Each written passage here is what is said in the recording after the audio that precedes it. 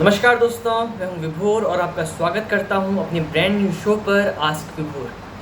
मैं बहुत लंबे टाइम से कोशिश कर रहा था कि मैं यूट्यूब पर एक प्रॉपर शो लेकर आऊं, पर मैं इस काम को करने में असमर्थ फील कर रहा था। पर हाल ही में मैंने ये डिसाइड करा कि मैं इस तरीके का एक शो स्टार्ट करने की कोशिश करूँगा और क्या पता मैं कुछ नया कर पाऊँ। तो आज मैं आप लोगों के सम्मुख हूँ और इस शो का उद्घाटन कर रहा हूँ जिसका नाम है आस्क विभोर। तो मैं आपको बता दूं कि इस शो में मैं क्या करने वाला हूँ। इस शो में मैं बेसिकली लोगों से क्वेश्चंस लूँगा और उन क्वेश्चंस को आंसर करने की कोशिश करूँगा। तो आज का जो हमारा पहला क्वेश्चन होने वाला है वो होने वाला है प्रोक्रास्टिनेशन और कंसंट्रेशन के ऊपर। हाल ही में मुझसे किसी ने एक सवाल पूछा था क्या कि मैं बहुत ज़्यादा प्रोक्रास्टिनेट करता हूँ, मेरा कंसंट्रेशन नहीं हो पाता है कोई भी काम को लेकर के, तो किस तरीके से हम प्रोक्रास्टिनेशन की आदत को छोड़ सकें और किस तरीके से हम लोग कंसंट्रेशन का काम कर सकें। तो आज की इस वीडियो में मैं आपको इस सवाल का जवाब देने वाला हूँ कि प्रोक्रास्टिनेशन को किस तरीके से हम ख़त्म कर सकते हैं और किस तरीके से हम कंसंट्रेशन को डेवलप कर सकते हैं। सबसे पहले हम बात करेंगे कंसंट्रेशन की। तो जब हम बात करते हैं कंसंट्रेशन की, तो सबसे पहली चीज़ जो हमें ध्यान में रखनी है वो ये है कि हम लोग कोई चीज़ के ऊपर कंसंट्रेट इसलिए नहीं कर पाते हैं क्योंकि हमारा दिमाग बहुत अलग अलग जगहों को भागता है। बाकी लोगों की बात तो मैं नहीं कर सकता, पर मैं अपनी अगर बात करूं तो मेरा ध्यान एक समय पर बहुत सारी चीज़ों पर फैल जाता है। तो मैं भी कोई चीज़ के ऊपर प्रॉपर्ली कंसंट्रेट नहीं कर पाता हूँ। जैसे मैं अभी इस यूट्यूब वीडियो को बना रहा हूँ, पर इसी बीच मेरा ध्यान जो है वो इसके अलावा मेरे स्टार्टअप लॉयरनेस के ऊपर भी है, मेरी पढ़ाई के ऊपर भी है, मेरे घर के ऊपर भी है, मेरे खुद के ऊपर भी है, खुद की हेल्थ के ऊपर भी है, और साथ ही साथ बाकी जो चीज़ें पास सोसाइटीज़ में चल रही हैं जैसे सोशल मीडिया या कोई और चीज़ को लेकर के, हर जगह ध्यान कहीं ना कहीं फैला हुआ है। तो अगर मेरे को कोई चीज़ के ऊपर प्रॉपर्ली कंसंट्रेट करना है तो सबसे पहले मुझे ध्यान में रखना पड़ेगा कि जो मैं काम अभी कर रहा हूँ उस काम को करने में मुझे मज़ा आए। अगर उस काम को करने में मुझे मज़ा आ रहा है तो ऑटोमेटिकली मेरा कंसंट्रेशन उसमें अच्छे से लगेगा।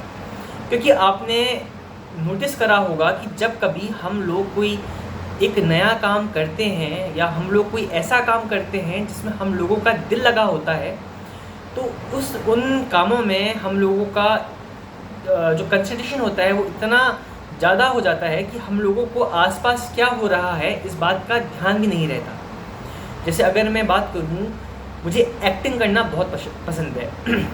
और जब मैं एक्टिंग करता हूँ, जब मैं रिहर्सल्स करता हूँ या जब मैं कोई स्क्रिप्ट लिख रहा होता हूँ, तो उस समय मेरा जो ध्यान है वो कम्प्लीटली उस चीज़ के ऊपर रहता है जो मैं कर रहा होता हूँ। पर अगर मैं पढ़ाई कर रहा होता हूँ या अगर मैं कुछ दूसरा काम कर रहा होता हूँ, जैसे एक्सरसाइज हो गई या कोई हार्ड फिज़िकल एक्टिविटी हो गई, तो उस समय मेरा ध्यान नहीं लगता और मुझे लगता है कि कब ये समय जो मैंने अपने लिए डिसाइड करा है ये बीत जाए।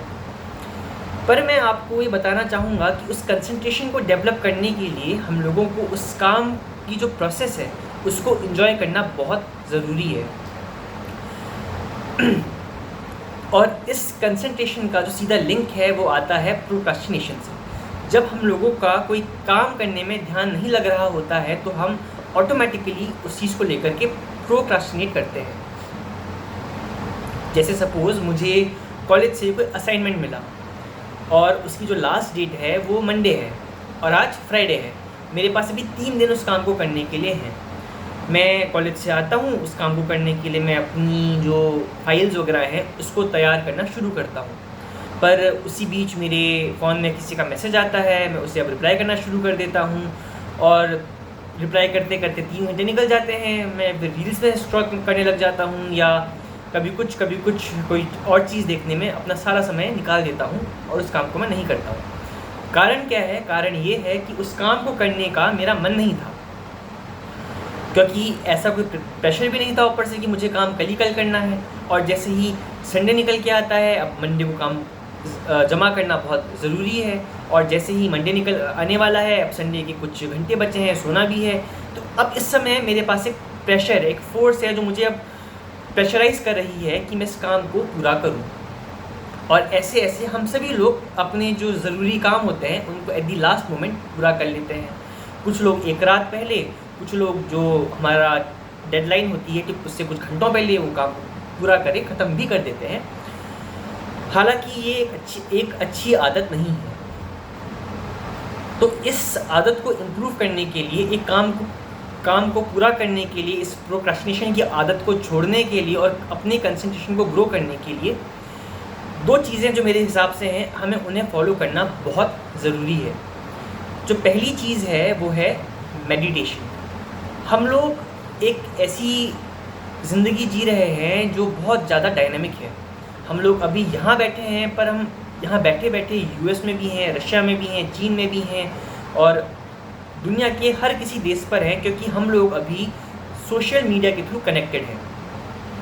अब सवाल आता है कि इस डायनामिसिटी को रोकने के लिए जो हमारे साथ आसपास हो रहा है, अगर कोई घटना कहीं घटती है तो उससे हम कहीं ना कहीं अफेक्ट हो रहे हैं और वो हमारे जो मेंटल हेल्थ है उसको कहीं ना कहीं आकर के अफेक्ट कर रहा है।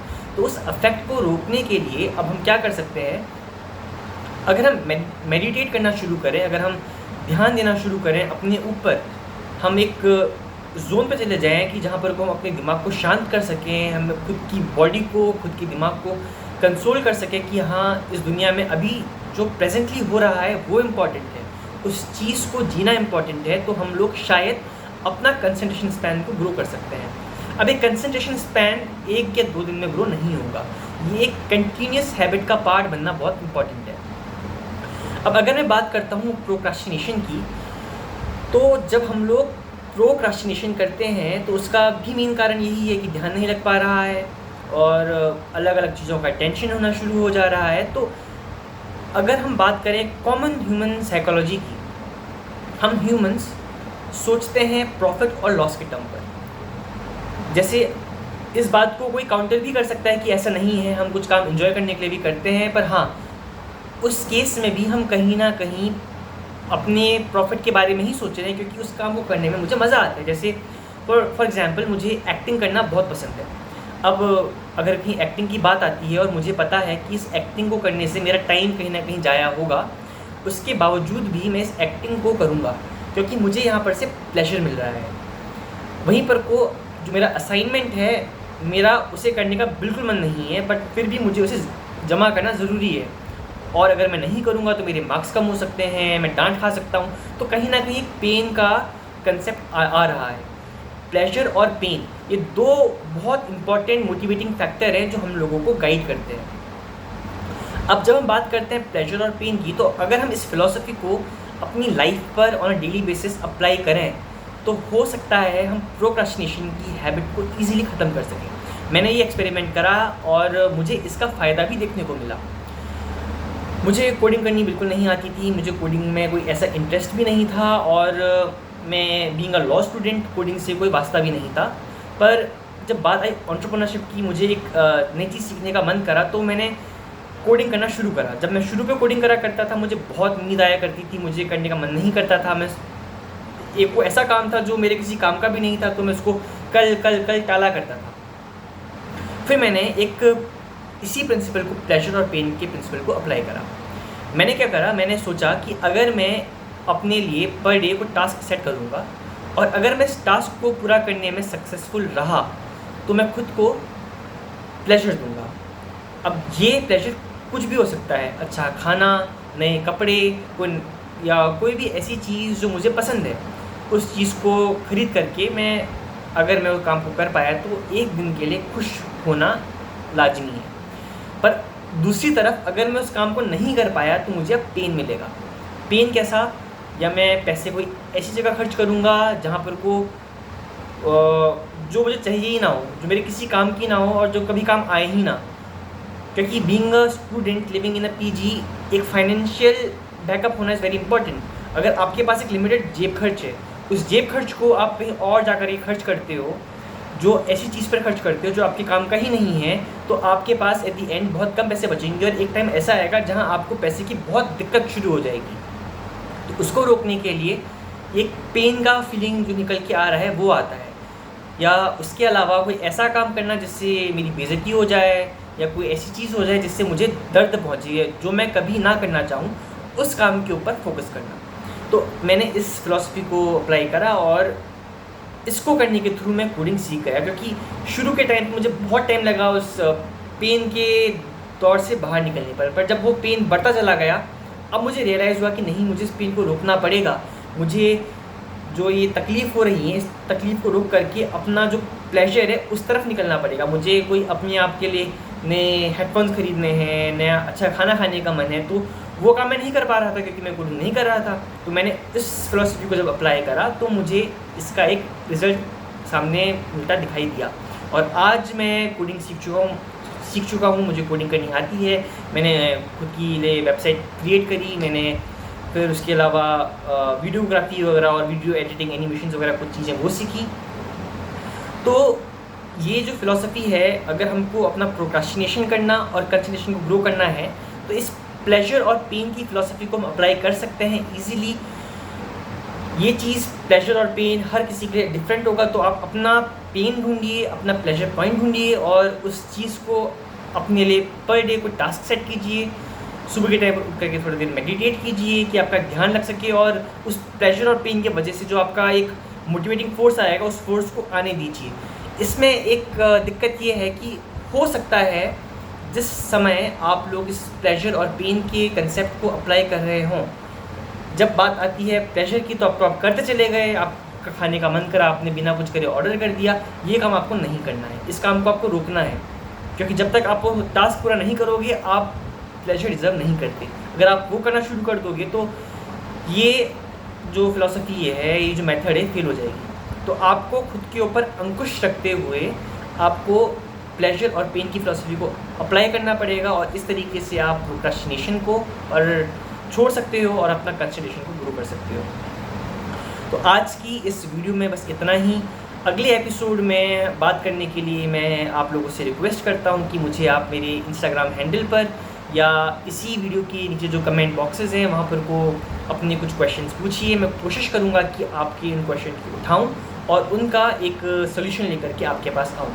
तो दोस्तों, आज की वीडियो में बस इतना ही। अगर आपको ये वीडियो पसंद आई हो और आप मुझे सपोर्ट करना चाहते हो तो इस वीडियो को प्लीज़ लाइक कीजिए, मेरे इस चैनल को सब्सक्राइब कीजिए और अपने क्वेश्चन छोड़िए कि मैं आने वाले टाइम पर और नई वीडियोस बना सकूँ। तो thank you very much for watching this video. See you in the next episode.